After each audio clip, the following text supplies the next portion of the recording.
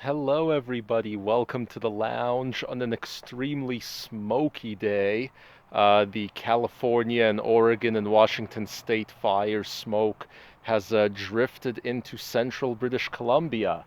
I've shown you guys this backdrop a number of times, and you know that there should be like a mountain with a forest and a bunch of pretty trees. So it's a bad day out here, so I've decided to do a little bit of car repair and maybe teach you guys how to place your rear view mirror back on your vehicle when it's fallen off.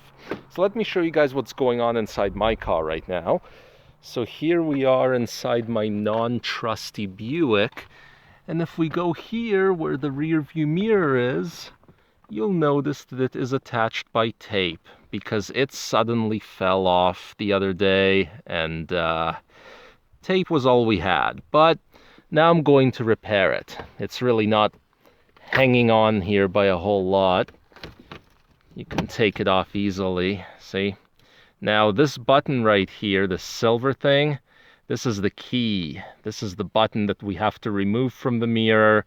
We have to scrape it clean, we have to put glue on it, and we have to put it right back in the spot where it used to be. So we're gonna have to mark that spot as well and which way it was facing. Let me show you guys the tools that I'm gonna use for this. And these are all the materials you're going to need here. You're going to need a simple scraper of some kind, and you're going to need a rear view mirror adhesive kit.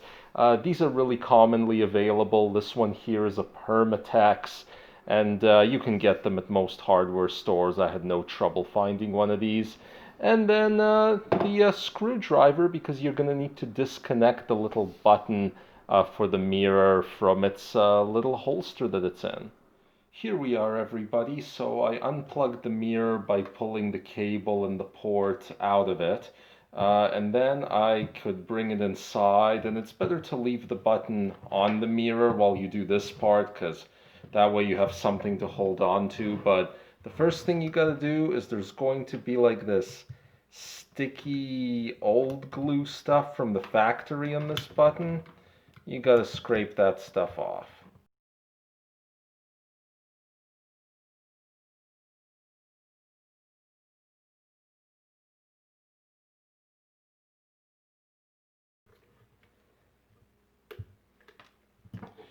There we go. So now the surface of this button is almost prepped. We still have to remove it out of its location.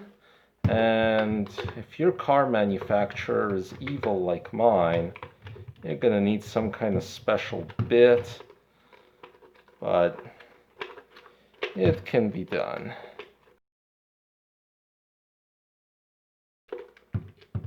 There we are. There we go. Slides right out. But just remember which side is the bottom and how it slides in there. So you got to remember that when we put it into the car, it's got to go up like this against the glass. Okay, so this thing says peel here, and supposedly you can pull it apart.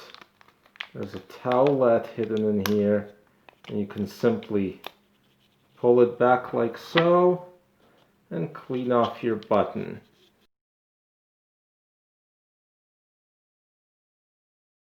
Before we go out there, you pull the cap off of your adhesive glue. They really got it on there pretty good. There we go. And you put a little bit of the glue down right in the center.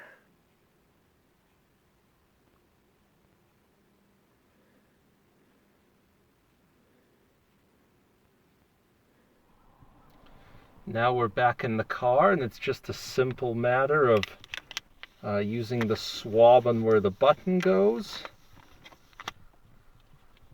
Then give it a moment to dry.